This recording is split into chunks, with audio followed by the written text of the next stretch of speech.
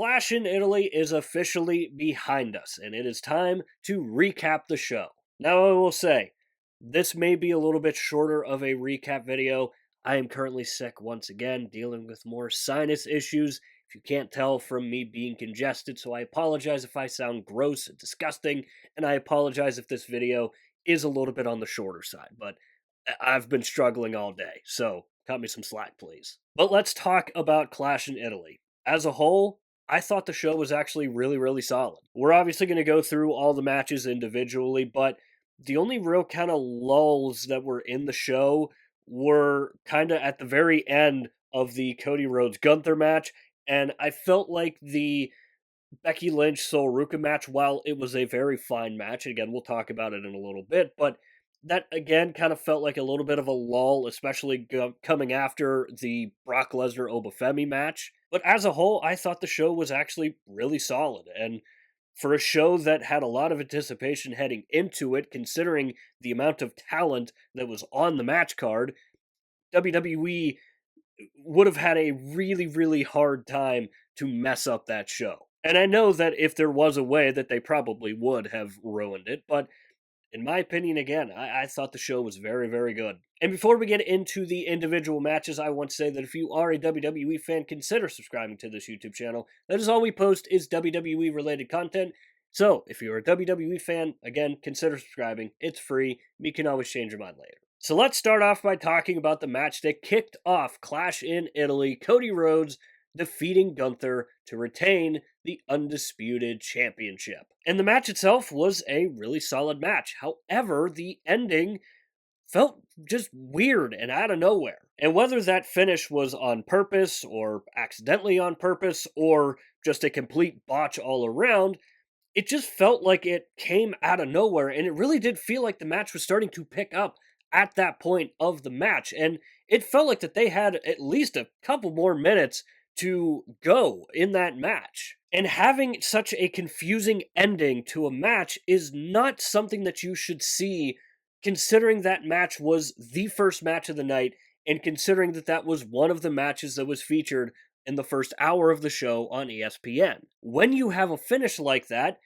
people who don't typically watch wrestling, they're not going to understand a thing about that finish. And if someone doesn't understand anything, more times than not, they'll completely switch to something else. So having that finish to that match that was, again, the first match of the show, the first match that you saw on ESPN, just having that type of finish just doesn't make a whole lot of sense in my mind. Now, a loss here, in my opinion, it does actually really hurt Gunther, but it does open the door for a rematch, which I think we can probably all agree that we will most likely be getting at somewhere down the line. And the last thing that we're going to touch on with this match that I just had to put in there because I thought it was hilarious, the referee in Gunther versus Cody's match just completely didn't see that Gunther's foot was underneath the ropes, which would have caused a rope break. However, the referee in the next match that we're going to talk about, which was Rhea Ripley versus Jade Cargill, caught two of them. Again, that's the last thing I'm going to talk about, Cody Rhodes versus Gunther. I just had to throw it in there because I thought that was funny because it just seems like such a WWE pro wrestling thing to happen. Moving on to Rhea Ripley defeating Jade Cargill and retaining the Women's Championship. A match that I was really looking forward to, and a match that did not disappoint because I thought this match was just as good, if not better, than their WrestleMania match. From the very beginning, I was kind of worried because I didn't know which way this match was going to go because Jade was flat out dominating Rhea early, and it didn't look like Rhea had anything going for her. And then, once she started getting going, the match really started to pick up, and that's what made their WrestleMania match so good was it was split right down the middle 50-50. In their WrestleMania match, both of them got their offense in, they got their big moves in. Here, very early on, it was a completely different story with Jade completely just tossing around Rhea. I think we all kind of knew that B-Fab and Meechin were going to get involved somewhere in this match, and again, when those two were going to get involved, you had an idea that Charlotte Flair and Alexa Bliss were going to come in. This time it was just Charlotte Flair. And the ending of this match I thought was, again, very solid. And these two just work so good together. I don't know what it is, but they work fantastic together. And honestly, I'd be down for a part 3 between Rhea and Jade. Next up, we have got Brock Lesnar and Oba Femi, and this was the match that had me the most nervous because I talked about it in my preview video. I was okay with Oba Femi losing, just as long as Brock Lesnar didn't squash him like Brock did to John Cena at WrestlePalooza. That was my number one fear going into this match, and from the very beginning, I thought that that horrible gut feeling that I had was gonna become true. Brock Lesnar just destroyed Oba very early on, hitting him with 4 F5s, Oba Femi kicking out, and the entire match felt like Brock Lesnar was on the attack until Oba started getting a little more offense in there, but Brock would just return with another F5.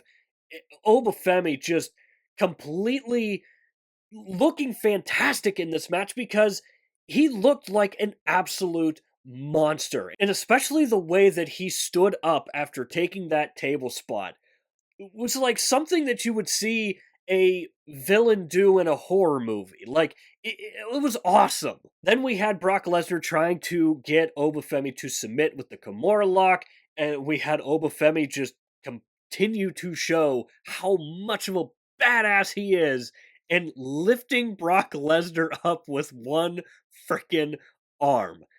Absolutely insane. When I say that Obafemi comes out of this match looking fantastic, I mean he comes out looking fantastic, even though he didn't win. So yes, Brock Lesnar does get the win, most likely setting up a part 3. Sign me up for that. Have that be the main event at SummerSlam, and that's it. But again, I was okay with this just as long as Oba didn't look bad coming out of it. But if you think that Oba looks weak after taking 7 F5s, kicking out of 6 of them, I don't know what else to tell you. I think Oba's still in a very good spot. Next up, we had Sol Ruka defeating Becky Lynch to become your new Women's IC champion. Kind of a pleasant surprise here because I really didn't think that they were going to give it to Sol Ruka here. And the match itself had me a little nervous considering what we saw at Saturday night's main event, which again was a very missable match in my opinion. And again, a Sol Ruka match should not be a missable match. And this, I think, was a very good match from both Becky and Sol. I still don't think we have seen what Sol Ruka is fully capable of yet, still on the main roster, but this was a very good showing from Sol Ruka. I loved the moment where they just kept swapping submission moves.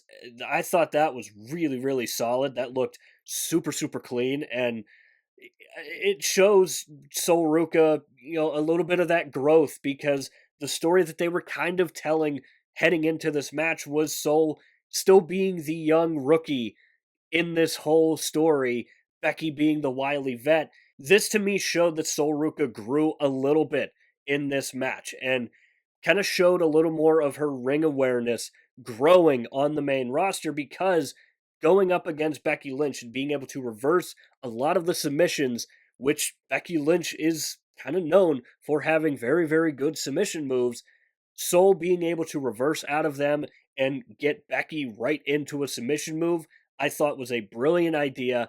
I thought was a really nice touch and showed a lot from Sol Ruka. Then you had the ending of the match, which I also really enjoyed. You had Becky Lynch trying to hit Sol Ruka with a Soul Snatcher, didn't work. Sol retaliates by hitting a manhandle slam, and then she ends up hitting her with a Soul Snatcher later on. Hit it with perfection, didn't slip, didn't trip, nothing. 1, 2, 3, ball game, new Women's IC Champion Sol Ruka. Then that takes us to the main event where we had Roman Reigns defeating Jacob Fatu in a tribal combat match. And in that match, we see Roman retain the World Heavyweight Championship, and now we get to wait and see if Jacob Fatu is actually going to acknowledge Roman Reigns. I was kind of hoping that we would get that whole story playing out after their match had ended at Clash in Italy. However, I understand the idea of putting it on Monday Night Raw. But the match itself, it was a good match. I think It was a slow start, which, again, it's a Roman Reigns match, and they typically have slower starts, and then they kind of build and really build as the match goes along. And it also had some pretty insane spots with it, too. Roman Reigns taking out the hand of Jacob Fatu with the toolbox. That way, Jacob couldn't use the Tongan death grip. I thought that was a really nice touch.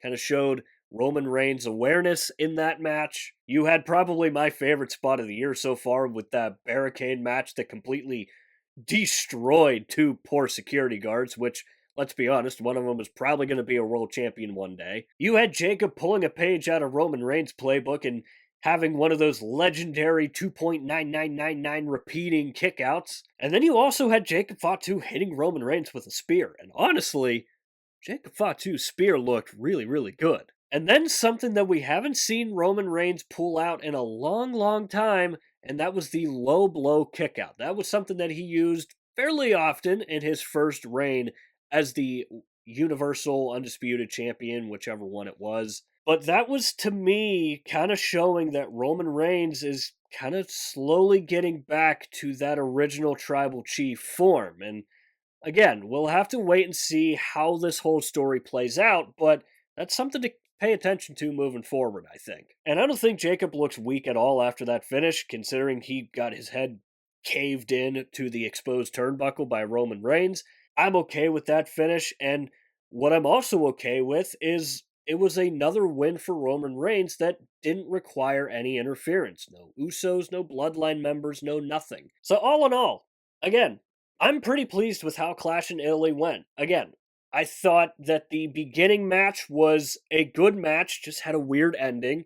And from that point on, all the matches really, really delivered. And I made a video recently talking about what was next for the WWE after Clash in Italy, considering just how stacked of a card Clash in Italy had. And I do think that there are certain pieces that you can kind of start to fit together. So I am excited to see where WWE can go from here, and I'm excited because we're one step closer to SummerSlam, and that's when things really start getting going for the WWE at this point of the year, at least. So this is where I want to hear from you guys. Let me know what your honest thoughts are on Clash in Italy. Did you enjoy the show? Did you not enjoy the show? Let me know why you did or you didn't. And also let me know where you think WWE could go from here, knowing what we know after Clash in Italy. As always, don't forget to leave all of your thoughts and opinions down below in the comment section, and while you're down there, swing by the description and click the Linktree link. That is the only link in the description for a reason.